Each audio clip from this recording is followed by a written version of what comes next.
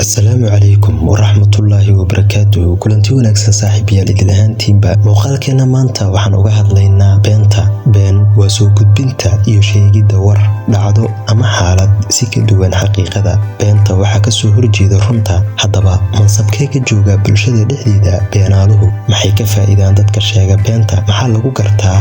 Maxay tahay cirib xumada ka dhalan karta? Sidee la isaga ilaalin karaa? Muxuu yahay xukunka beenta ee diinta Islaamka? haddaba inta aanan u guda gelin jawaabaha su'aalahaas fadlan muuqaalka like saar. Beentu waxay ka mid tahay dhaqamada xunxun ee aan ku dhex ammaanayn bulshooyinka adduunka iyo diinta Islaamka.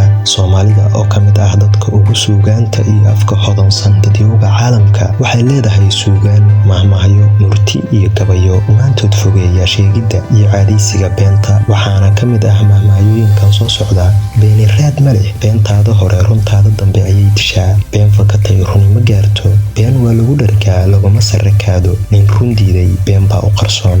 Sidoo kale waxaa jira mahmahyooyin saddexley ah kuwaas oo tilmaamaya ayaan darada beenta iyo sida ay u xun tahay. Waxaana ka mid ah: saddex baa rag ugu daran, run ma yaqaan, rabbi ma yaqaan iyo rag ma yaqaan. saddex baa dadku kugu nacaa, been badan, bogto badan iyo baahi badan. lama soo ogi karo murtida iyo suugaanta ay dadka Soomaaliyeed ka sameeyeen beenta, taas oo caddaynaysa in aysan beentu faa'iido lahayn. waxaa la aaminaa isla markaana la tixgeliyaa qofka runta iyo daacadnimada lagu yaqaan, halka la daraabo lana caayo beenaalaha. dadka beenta sheega waxay u adeegsadaan in ay ku fushadaan hawl ama dan yar oo markaas ay leeyihiin, balse kama fakaraan dhibaatada, sharaf xumada iyo ciqaabta aakhiro ee ka dhalan karta.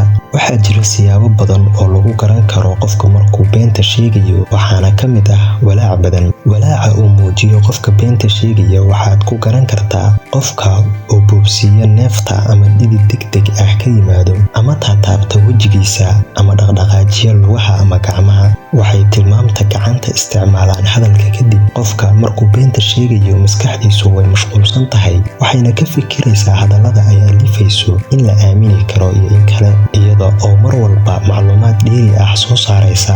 sidaas darteed maskaxda oo aad u mashquulsan ayaa sababaysa in hadalka iyo tilmaamta gacanta ay ishaleeli waayaan, oo hadalku ka soo hormaro tilmaamta gacanta. cirib xumada beentu ay keeni karto waxay horseedaa fasahaad dadka dhexdooda iyo dhibaatooyin bulsho, oo waxay ku keentaa akhlaaq darri.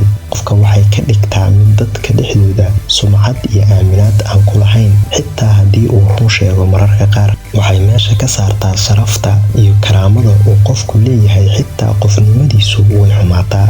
waxay dhalisaa burbur, guryo iyo dhibaatooyin kale. qalbiyada way dishaa oo waxay ka dhigtaa mid aan kala sooci karin run iyo been.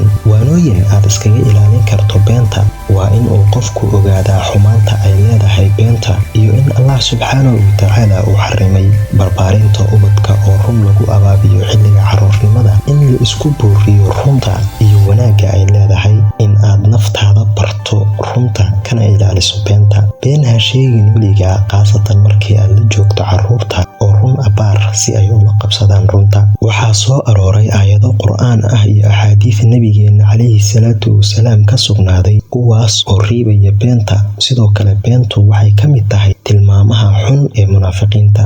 waa kuwan qaar ka mid ah culimada Soomaaliyeed oo ka hadlaya dhibaatada iyo sidoo kale xukunka beenta. aayatul munaafiqi thalath, munaafiqa saddex baa calaamo u ah baa nabigu yidhi calayhi salaatu wasalaam.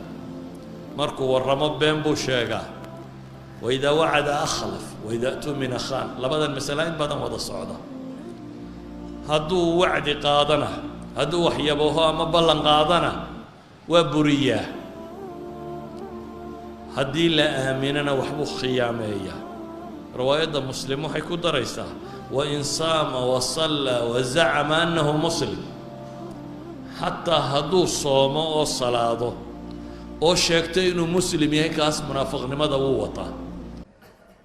waxaa ka mid ah munaafiqnimadooda akhlaaqiga ah, xagga akhlaaqda. munaafiqiinta aayaadku ay noo sharxayaan waxyaabo ay aayaad ku eedaynayaan. waxaa ka mid ah ilaahay uu ku ceebeeyey akhlaaq xumada. beenaalayaal wey, aayaadku way ku sifaynayaan. been bay ku dhaartaa. cindahum khulfu lwacd, waana yabo beenaalayaal. mistaaqiyadaada iyo shakhsiyadaada way dhimanaysa. waar waakee waa yabo beenaala bay dhahaan Soomaalidu.